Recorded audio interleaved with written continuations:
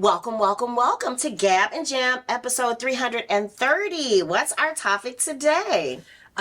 Things that the DIY rockstar need to know about publicity. Publicity, right. So a lot of our DIY rockstar peers, and even for us, for years and years and years, we thought, oh, you make the music, you put it out, you do a big blast with the release, and then you kind of just wait for all the rewards to come in.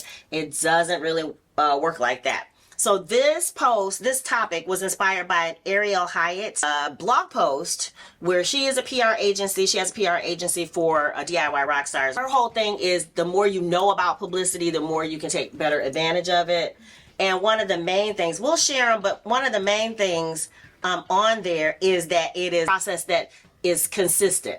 That even, prior to your record coming out, people may be having familiarity with you, maybe from social media, maybe from live shows, maybe for other things. And then, of course, as the release is out, and you guys know waterfall method now. Oh. The Russian doll is what I like to call it. But where you release one single at a time until you finally release the entire album. Oh. Yeah, so they call it the waterfall. But anyway, so that is one good way. And then, of course, releasing videos and things like that to keep that publicity flowing, keep things out there in the atmosphere. People are better at doing more of that now, but just to understand that the process definitely is not over once you release a product or once you do a show or whatever. You got to keep having something in place. So one of her first things that she talks about 5 things you need to know about publicity is to grow your email list. And we've been talking about this for a long time. Social media can drop you like a hot potato. You have no rights to that. And so you want to make sure that you gather your people and you communicate directly to them. And even, I know some people are doing text now, SMS messages, but even with that, we've talked about this before, and I'll put some links to some of them. I was just listening to a podcast the other day, those people, Indiepreneur, their podcast, and they were talking about that with the SMS, the text messages, that even that is not as flexible as email, because when people opt in, they sign something for that particular phone number. So if you end up sending from another number or something, you will void whatever it is. So it's not as portable.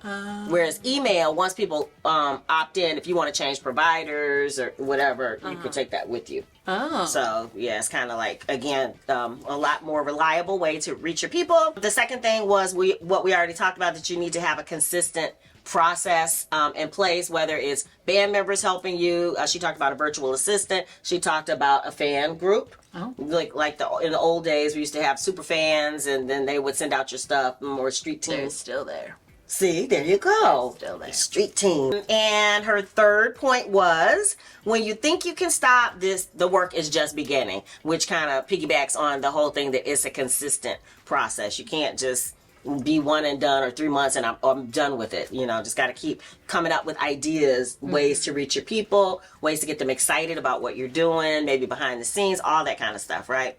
The fourth thing that she says is to highlight what makes you unique. So it's not just that you do punk music. It may be that you're punk pop and that you skateboard on the weekends, and that you approach people who are into skateboarding, and then that way those people might be more apt to want to hear what you're doing, just because it's a different spin than just saying, oh, I do punk pop or whatever. That was the example they gave, and I thought that was a pretty good one. So whatever it is that makes you unique. I know when we were doing the artist mentoring program, there was a guy who was a chef. Oh. Yeah, DIY rockstar again, the chef by day, and rockstar at night, and he would share what he had made for his meals with his group, like, okay, I'm working on a pan-seared whatever, and that was kind of a unique kind of twist for his fans.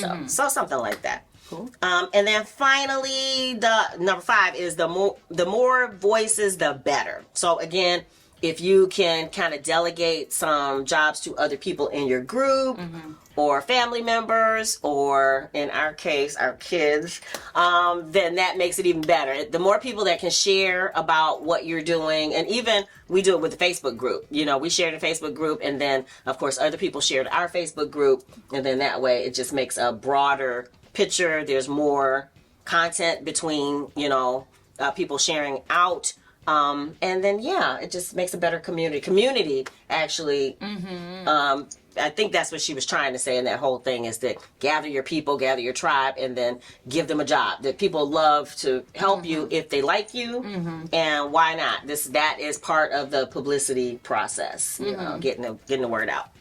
All right, what do you guys think? What tip did we leave out what about your PR experience? I know a lot of people think you have to hire a big fancy agency, but for us, it's been kind of us all along, even when we got help. And I think these tips help almost anybody. But what has your experience been with PR, whether it's professional or whether it's the DIY brand? We'd love to hear about it. Put it in the comments below. And what else?